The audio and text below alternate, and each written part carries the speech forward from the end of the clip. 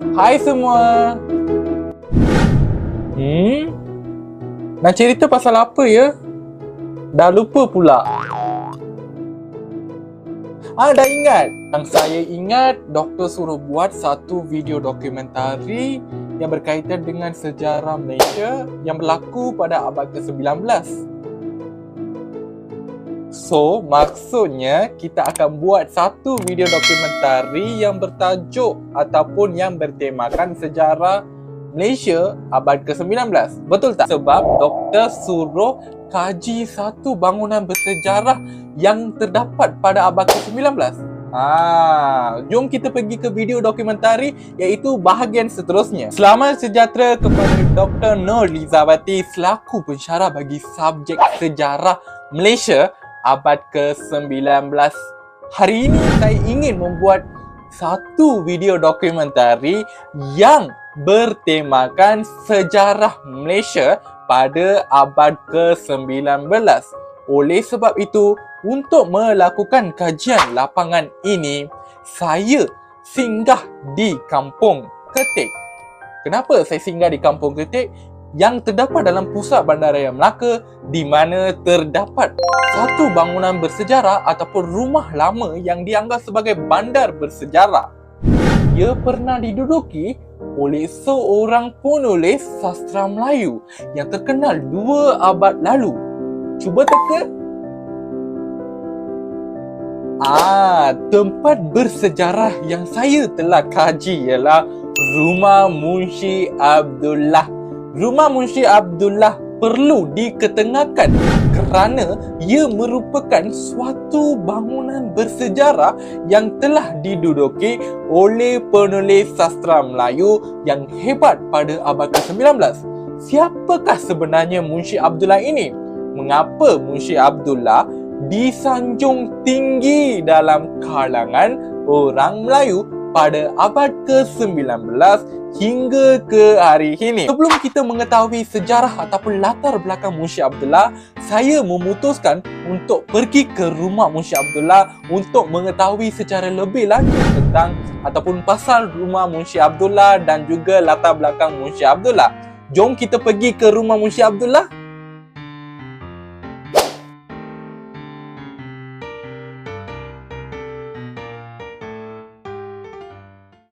Jom kita pergi ke tempat bersejarah itu.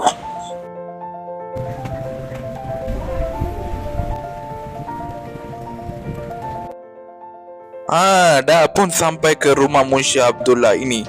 Monumen atau bangunan bersejarah ini dinamakan sebagai Rumah Munshi Abdullah yang telah ditinggal ataupun yang telah diketengahkan dalam sejarah Malaysia abad ke-19 ini. Okey, Rumah Munshi Abdullah itu, rumah ini diduduki oleh Munshi Abdullah yang merupakan penulis sastra Melayu pada abad ke-19. Beliau merupakan orang yang penting dalam sejarah Malaysia kerana memberi sumbangan yang amat banyak kepada sastra Melayu. Beliau merupakan penulis kesusastra yang lama dan sumbangan beliau amatlah dihargai. So, jom kita tengok binaan Rumah Munshi Abdullah ini. Binaan Rumah Munshi Abdullah amat mengagumkan kita, termasuk saya, kerana mampu tahan sehingga hari ini. Struktur binaan rumah ini adalah berunsurkan nilai tempatan dan mempunyai nilai estetika yang tersendiri. Okey, yang ni merupakan pintu masuk Rumah Munshi Abdullah. So, jom kita pergi dalam.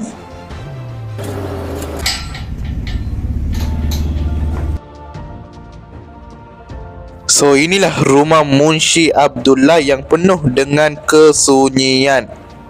So, kalau kita tengok, monumen ini telah diwartakan di bawah enakmen Pemuliharaan dan Pemugaran Warisan Budaya 1988. Dan ini merupakan cerita ringkas atau latar belakang Munshi Abdullah. Secara lanjutnya kita akan tengok latar belakang sejarah Munshi Abdullah secara terperinci. Nama sebenar Munshi Abdullah ialah Abdullah bin Abdul Kadir. Beliau dilahirkan di Kampung Ketik ataupun Kampung Pali ataupun terdapat di pusat Bandaraya Melaka. Nama Munshi Abdullah telah diberikan oleh Sir Stamford Raffles yang merupakan pegawai British kerana kepetan beliau dalam mengajar ataupun digelar sebagai guru yang cemerlang pada masa itu. Beliau juga dikenali sebagai tokoh penulisan moden pada ketika itu dan mahir dalam pelbagai bahasa selain bahasa Melayu seperti bahasa Arab, bahasa Tamil dan lain-lain juga. Beliau juga sangat bertoleransi dan juga beramah mesra.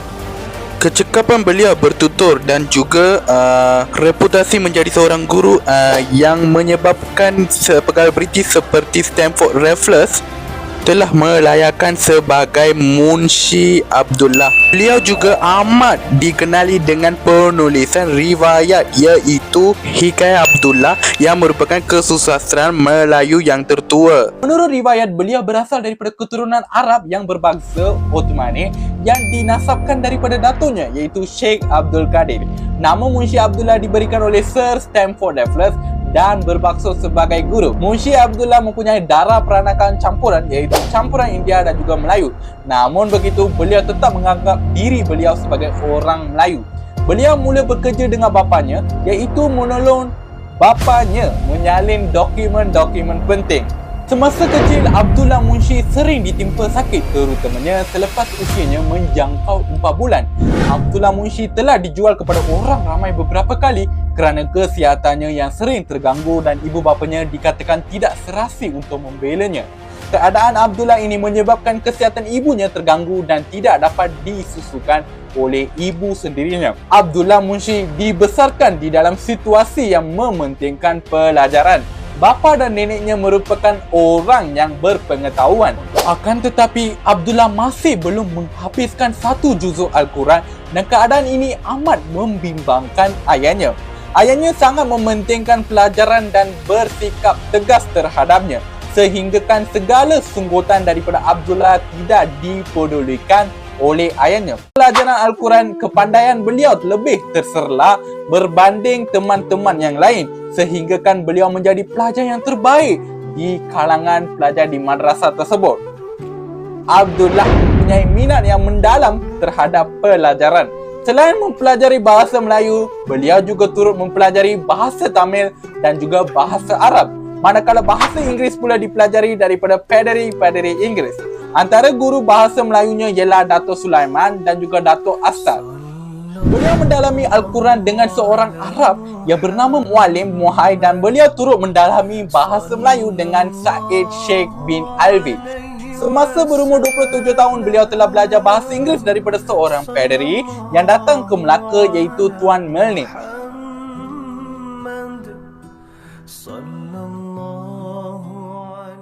Di samping itu, Munshi Abdullah juga turut belajar di Maktab Anglo-Chinese College yang didirikan oleh Tuan Milne. Beliau telah menjadi pendorong terhadap orang lain untuk belajar di maktab tersebut. Ramai orang yang cemburu melihat kegigihan Abdullah menuntut ilmu, oleh sebab itu mereka memanggilnya sebagai Abdullah Paderi. Gelaran tersebut diberikan untuk menyakiti hati Abdullah dan berharap Abdullah berhenti belajar bahasa Inggeris dengan orang Inggeris. Abdullah Munshi juga mengulas dan menulis beberapa buku yang berkaitan dengan sejarah Malaysia yang berlaku pada abad ke-19. Antaranya ialah sejarah Singapura, iaitu mengenai Farquhar, kebakaran pada Tahun Baru Cina, sejarah pelayaran ke Pantai Timur, sejarah Perang Nanning dan juga beliau juga turut memberi pandangan terhadap perempuan orang Melayu. Jom kita tengok apa yang diceritakan oleh Munshi Abdullah dalam Hikayat Abdullah. Kebanyakan yang diceritakan oleh Munshi Abdullah merupakan peristiwa yang berlaku pada abad ke-19. Abdullah Munshi juga menceritakan tentang Farquhar yang telah mendapat perintah daripada Raffles untuk mencari sebuah kawasan di selatan Selat Melaka, sehinggalah beliau menjumpai Singapura. Setelah mereka mendapat persetujuan hendak berlayar ke Singapura, mereka terus berlayar pada malam itu juga tanpa pengetahuan sesiapa.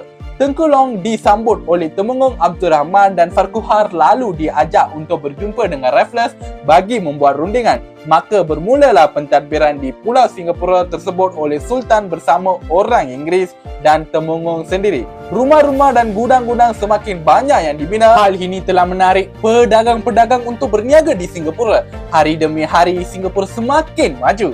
Orang-orang Melayu di Melaka juga tidak melepaskan peluang untuk mencari pekerjaan di sana bagi mengubah nasib hidup mereka, termasuklah Munshi Abdullah. Munshi Abdullah juga menceritakan tentang sejarah pelayaran beliau ke pantai timur. Dalam lawatan Abdullah Munshi ke Pahang, beliau menceritakan mengenai keadaan orang-orang Pahang yang pengotor dan tidak mempedulikan kesihatan dan serta kebersihan. Menurut Abdullah lagi, tempat tinggal, pasar-pasar dan tempat-tempat jualan sangat kotor dan dipenuhi dengan sampah sarap. Manakala dalam lawatan beliau ke Kelantan dan Terengganu, kaum lelaki di negeri tersebut suatu ketika dahulu sangat malas dan hanya duduk-duduk di pasar saja, manakala kaum wanita pula yang rajin bekerja menjalankan perniagaan. Beliau juga memberi pandangan yang sinis terhadap peniaga-peniaga ini kerana menjual jenis makanan yang busuk seperti tempoyak, buduk, cencaluk dan lain-lain lagi. Beliau juga menghina orang-orang Melayu di Terengganu dan Kelantan tidak mahu makan makanan yang baik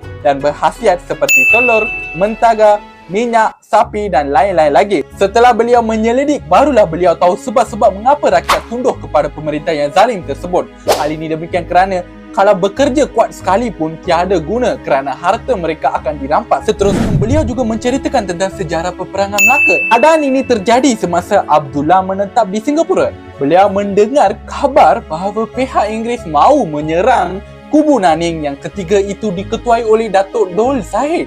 Apabila mendengar berita tersebut, beliau terus pulang ke Melaka untuk menyaksikan sendiri peristiwa itu. Apabila tiba di Melaka, beliau melihat orang-orang di Melaka masing-masing bersiap sedia dengan senjata mereka.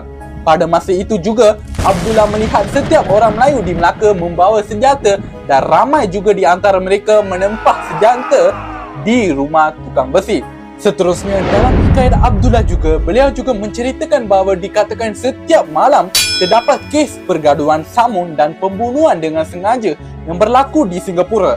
Hal ini demikian kerana di Singapura terdapat sekumpulan kongsi gelap Cina yang sangat besar, iaitu Tian Tai Hoi yang mempunyai ramai pengikutnya. Oleh kerana bilangannya yang ramai, agak sukar untuk pegawai-pegawai keamanan di negeri tersebut menghapuskan mereka. Beliau berniat untuk pulang ke Melaka tetapi hajatnya itu terpaksa dibatalkan kerana beliau ingin melihat sambutan Tahun Baru Cina di tempatnya. Tiba-tiba pada suatu malam semasa beliau sedang berehat di rumahnya, beliau telah mendengar suara teriakan api-api. Beliau telah melihat rumah-rumahnya yang berhampiran rumahnya habis dijilat api. Kebakaran itu berpunca daripada api mercon yang dicucuh oleh budak-budak Cina di kawasan itu. Tanpa berfikir panjang, beliau telah terjun ke tanah sehingga lupa untuk membawa barang-barang bernilai dan wang ringgit yang tertinggal di dalam rumahnya. Dalam sekelip mata sahaja rumahnya musnah dijilat api.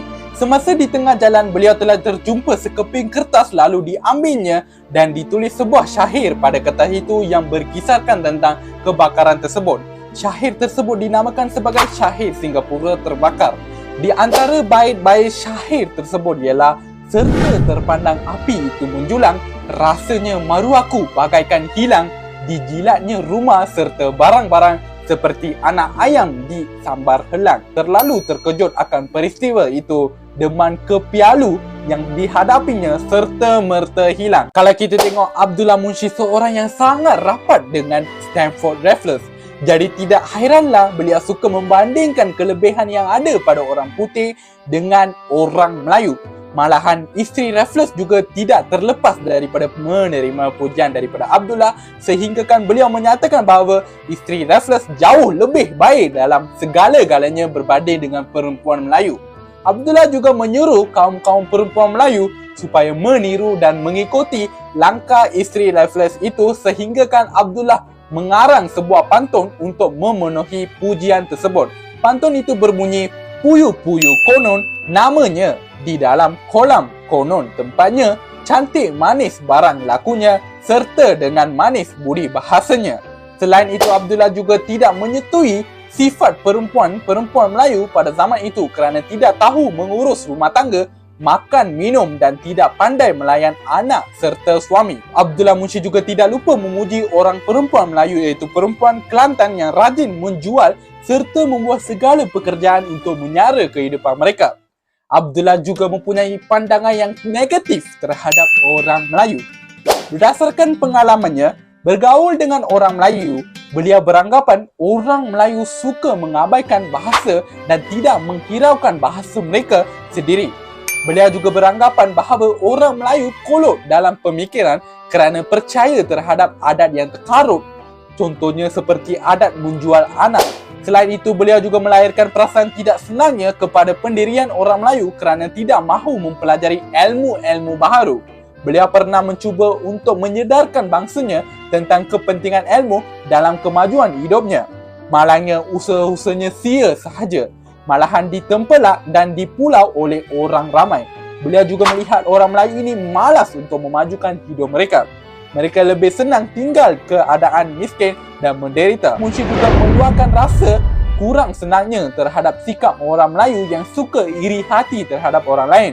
Baginya sikap inilah yang menghalang diri seseorang untuk mencapai kemajuan dalam apa juang bidang sekalipun. Ilmu inilah yang harus kita utamakan. Bukan niat buruk yang bukan-bukan.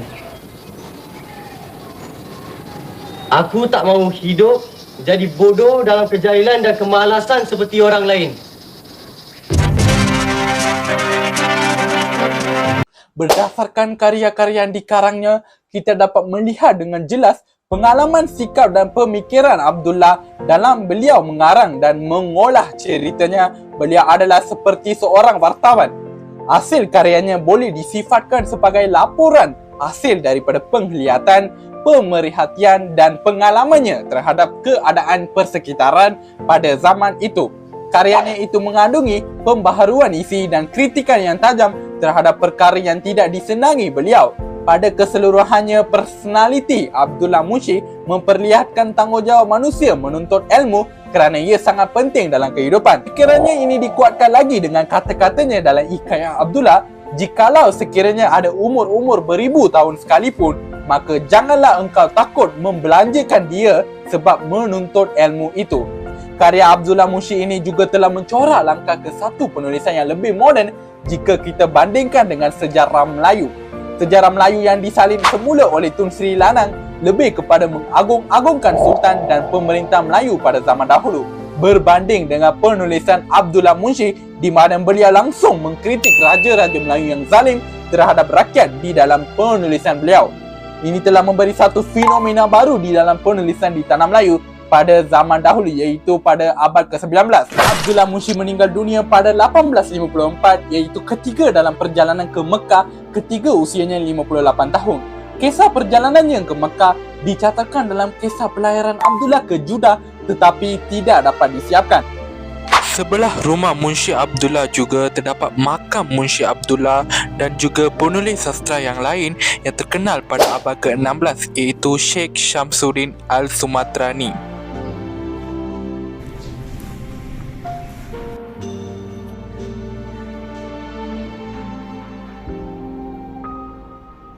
Sumbangan hikayat beliau telah menjadi salah satu sumber rujukan sejarah yang penting yang mampu dijadikan rujukan dalam pembinaan sebuah bangsa yang lebih berjaya pada masa akan datang. Dari video dokumentari ini, saya amat berharap bahawa semua orang dapat menghayati kepribadian dan keunggulan penulis sastra Melayu pada abad ke-19, terutamanya Munshi Abdullah, kerana sumbangan yang diberikan oleh beliau terhadap bangsa Melayu amatlah dihargai dan perlu disanjung tinggi dalam kalangan orang Melayu pada masa kini. Akhirnya selesai juga kajian video dokumentari saya ini. Terima kasih kerana sudi meluangkan masa untuk menonton video dokumentari saya.